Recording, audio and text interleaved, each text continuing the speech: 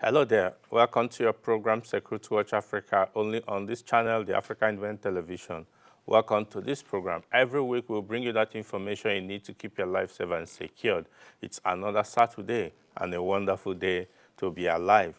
Yes, we had so many reports to take, so unfortunately I will not be able to take the intro that we had prepared, but we'll just go straight to the report. It's cheering news because the armed forces of Nigeria are upping up their games and ensuring that criminals do not have their free way to attack innocent Nigerians wherever, all over the Federation.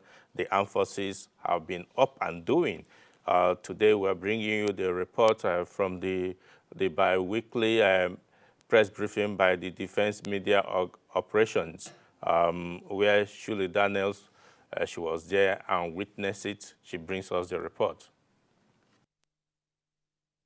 In the last 1 week, the armed forces of Nigeria have neutralized 50 terrorists, arrested 114 terrorist suspects. The troops also arrested 19 perpetrators of oil theft and rescued 49 kidnapped hostages. This was disclosed by Director of Defense Media Operations, Major General Edward Buba, while briefing the media at the Defense Headquarters in Abuja. Major General Buba spoke further on other achievements from various operations nationwide. Operation Hadinke ambushed terrorists in Goza, local government area of Borno State.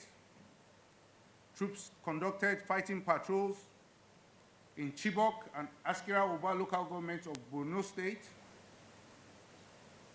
Troops' continuous onslaught also led to the surrender of terrorist combatants in Bama local government area of same Borno State.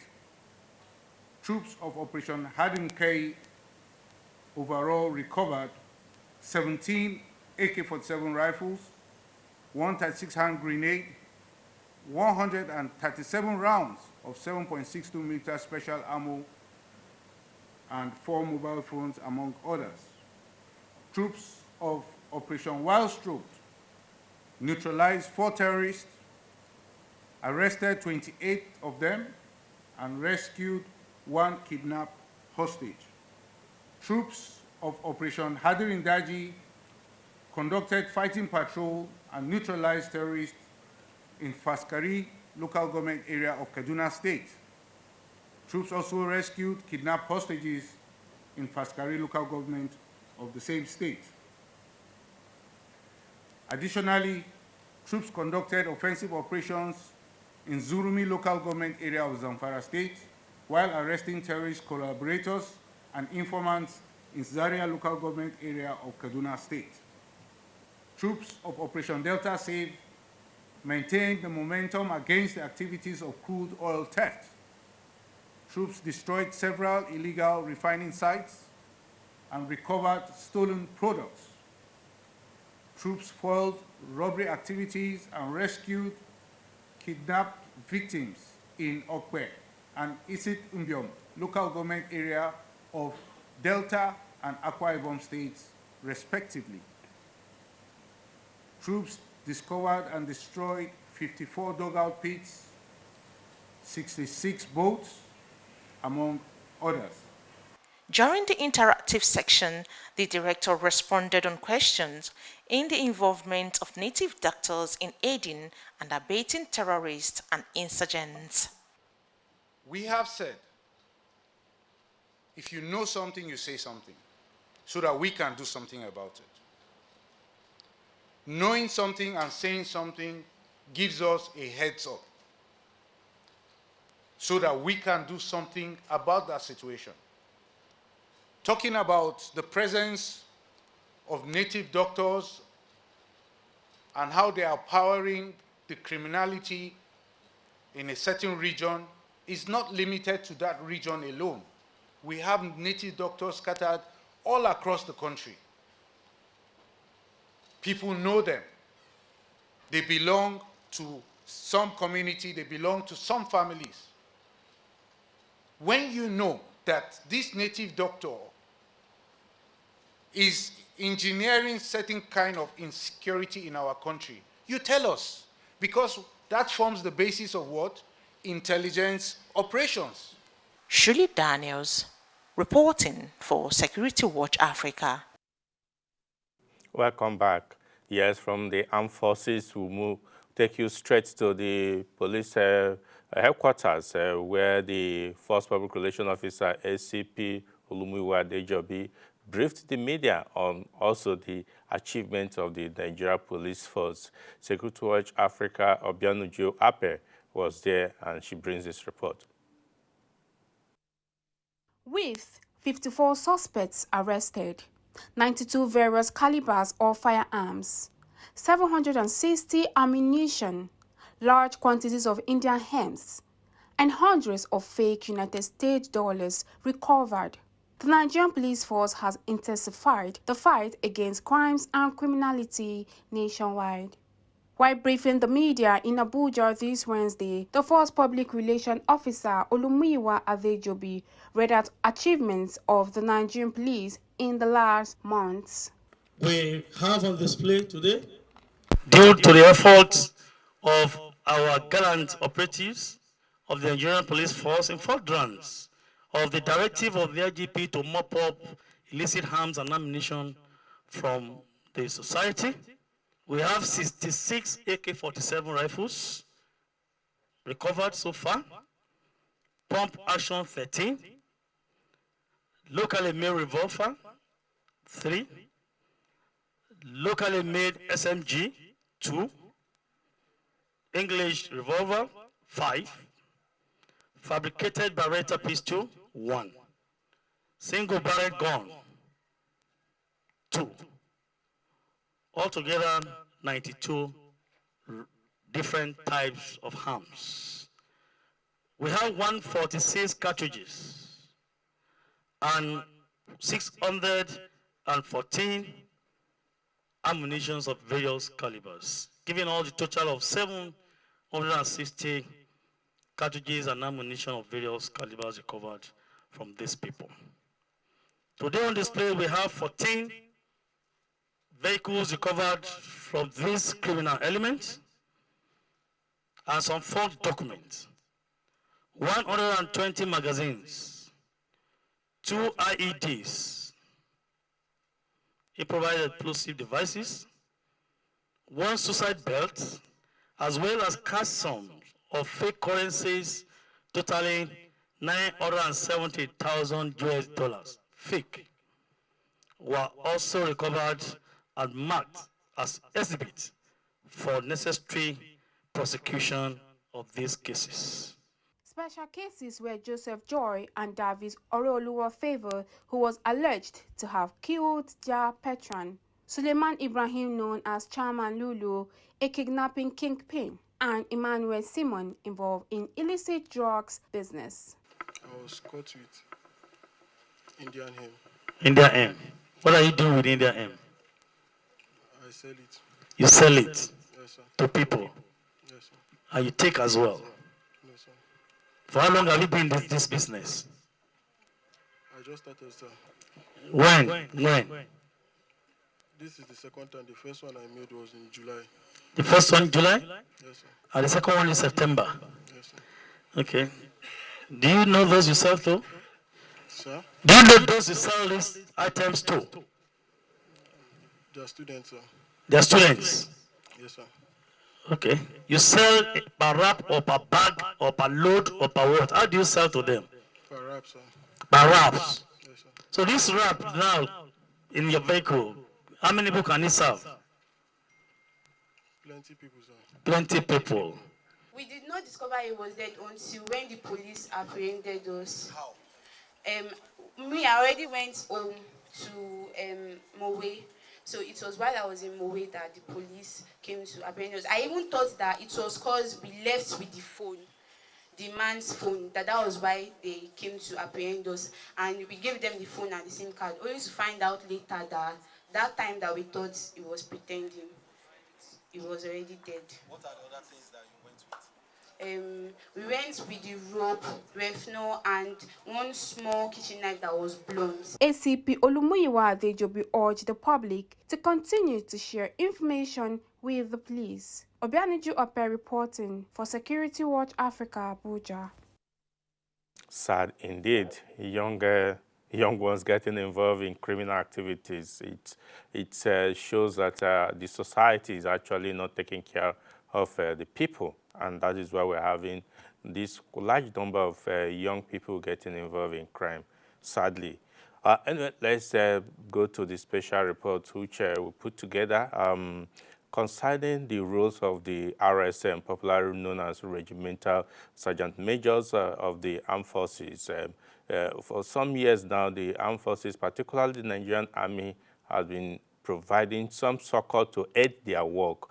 We decided to find out how important are these as RSMs in the operations of the Nigerian Army. Sit back as we bring you this special report by, again, Shirley Daniels. Regimental Sergeant Majors RSMs in the Nigerian military are known to be custodian of discipline and regimentation, which is the core identity of the military, and such occupies a crucial role. Over the years, the RSMs and the Nigerian Army have been given some kind of special treatment, starting with the leadership of Lieutenant General Tukur Yusuf Buratai, retired, Lieutenant General Farouk Yahaya, retired, and now the present Chief of Army Staff, Lieutenant General Taurid Abiodun Lagbaja. These army chiefs, both past and present, made sure that the RSMs are given befitting accommodations and vehicles. One could only but ask, why is this so? What really is the role of the RSMs and the Nigerian Army? Why are they receiving this special treatment? Is it really a special treatment? To get answers to these questions, Security Watch Africa had an exclusive interview with the Director General, Nigerian Army Resource Center, Major General Garuba Wahab, retired, who gave in-depth explanation to these questions. The RSM, or those who are called Regimental Sergeant Major, they serve like the father of the unit, the ears, the eyes, the mouth of the commanding officer or commander. Whatever is happening, they tell him, they advise, and they take messages back from the commander or the commanding officer to junior officers or to the soldiers for them to be aware. They are leaders, leader of men, because they are the link between the commanding officer and his troops. So they are knowledgeable. And it is based on training, because that is the greatest welfare. That's the funniest thing about the military, particularly the army, which the average Nigerian do not understand. When people talk about welfare, for instance, in the army, everybody thinks it's only about money. The greatest welfare an officer could give to a soldier is training. That's the greatest welfare, and that's what we keep on shouting, talking about. You train your men to be knowledgeable. And the RSM is very knowledgeable about the army. Let me start about the armed forces. The army itself is formation and unit. He serves longer. The officer comes 2, 3, 4, latest 4 years, he's out. The RSM is still there. So he is an embodiment of the tradition, the customs, and ethics of his unit. He knows what is good, what is bad, the rules, the responsibilities of the unit, and ensures that this is carried on. So, on most occasions, a lot of things are not done. Most things are not done without the RSM. And then regimentation, the first R in the RSM. The military is about regimentation. And regimentation is, in essence, discipline, how you live your life. So he encourages and ensures that regimentation is carried on to the letter. What do you do? How you wake up, how you move about, your dress code, everything, it is his responsibility. So you can't, he's an experienced person that you can't teach anybody. It is gained over the years, and the experience he gained is what made him the RSM. And that's why everything about soldier is referred to him as the #1 soldier man in a unit or a formation. You can't give what you don't have, he has it. He must. Now, let me not say he has it. An RSM must have what it takes to be an RSM. That's why Army takes it so serious in the appointment of RSMs. They ensure that, yes, anybody who is going to be an RSM must have been somebody who is knowledgeable. Maybe in the past, where when you have what is called NT, non-tradesmen, many of them in the army, a non-tradesperson who is not trained in any special field could be an RSM. No, it's in the modern day. In the modern context, no. Even then, when you have non-tradesmen, then there are qualities that you can't give out, that they must possess. And I used to give example of Dan Oliver Nzagana, RSM of Nigerian Defense Academy, who later left the army as a captain. It was from him, issue of how do you compensate this person who had given so much. RSM for more than 10, 12 years in Defense Academy. And so many senior officers passed through him. So many. There's no way you see Oliver Nzagana for the first time, you don't want to be a soldier. His courage and everything. So the army felt, look, the best thing is let's turn this person, let's make him a captain. And gradually it became a tradition. So if you become RSM in army headquarters, by the time you are going on retirement, they promote you. You live as a captain. At least to give you that honor that yes, you served. You've trained, you've dined with officers, so you can live as an officer. So giving an RSM a vehicle or a house, to me, is recognition of what they've done, to appreciate and encourage them, and on the other hand, encourage those who are coming from behind. You could be anything. You could have an official vehicle like a GOC, like a brigade commander, even as a soldier. All you need to be is do your best, be recognized, and be appointed as RSM. And then these things will be at your beck and calls. So there is no big deal about it. They are part of welfare issue to encourage them, to ensure that they perform. And there is this belief that to whom much is given, so much more is expected. Now, the RSM does not have any excuse to say, sorry, I cannot get to this place because my car is bad or something is wrong. That is out of the question now. You have a vehicle to assist you in moving around, ensure that you do your job. So what excuse is remaining? And then you have a house. Like the center is one of those that are to benefit from the RSM's house in this phase. Anybody coming knows he doesn't have to disturb himself as to where am I going to stay when I get to the resource center as RSM. The house is given, and it's a tied-down quarter. No other person can stay in that house apart from the RSM. It's only the RSM who can go there. So the RSM has a house. If you are leaving, you pack your things. The man coming in knows he has a place that's befitting for him to stay. Form of encouragement. So you have no excuse, no reason whatsoever to say, no, you cannot do what is expected of you. If you are given and your own house is well-maintained, clean, sparkling, why can't you challenge others to do the same thing and encourage them to want to be like you? So it's not, and the provision is now recognized officially. Okay. Yeah, somebody starts it. Now it's recognized, it's becoming part and part, it's becoming a tradition. It's no more a custom. It has become a tradition. It's been passed from T.Y. Bratai to General Viaya, now to General Lagbaja. So it's going to be difficult for anybody to say, no, I don't want to do it. Somebody might be silent about it, but thank God these guys keep on maintaining what they meet on ground. And it's a way of challenging everybody to be up and doing and to do their best. It is apparent that for their job to be properly carried out, this treatment is necessary and does not give room for excuses. Shirley Daniels, reporting for Security Watch Africa, Abuja. We must say congratulations to all the RSMs that have benefited from this tradition, according to General Garba. Yes, let's take you as part of the activities that the armed forces also carry out to cleanse itself and ensure that anti-corruption is preached and carried out in the system. For more than 21 months, there was a trial of a Major General who finally has been sentenced to 7 years imprisonment, which will run concurrently. Sit back as we bring you this report by Shirley Daniels. The fate of Major General Umar Mohammed, who stood trial for 21 months, was finally known on Tuesday, 10th October 2023 in Abuja. Major General Umar Mohammed, who was charged for various degrees of theft before a special court-martial of 7 members presided by Major General James Miam, was found guilty in 14 out of 18 counts charges and sentenced to 7 years in prison, which will run concurrently. The president of the Special Court Martial, Major General Miam, read out the punishment. Count 1. First offense, stealing contrary to section 383, subsection 1, punishable under section 390, subsection 7 of the Criminal Code Act, Cap C 38, Laws of the Federation of Nigeria 2004. Finding was guilty.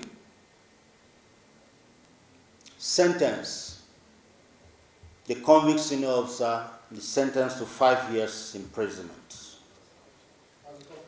And the order, the Special Court Martial, relying on Section 174 of the Armed Forces Act, Cap A20, Laws of the Federation of Nigeria 2004, further orders that Major General U.M. Mohammed N/8656 shall pay back the sum of $1,045,400 United States dollars only to the Nigerian Army Properties Limited. Count 2. Offense, stealing contrary to section 383, subsection 1, punishable under section 390, subsection 7 of the Criminal Code Act, Cap C 38, Laws of the Federation of Nigeria 2004. Finding was guilty. The convict senior officer is hereby sentenced to 5 years imprisonment.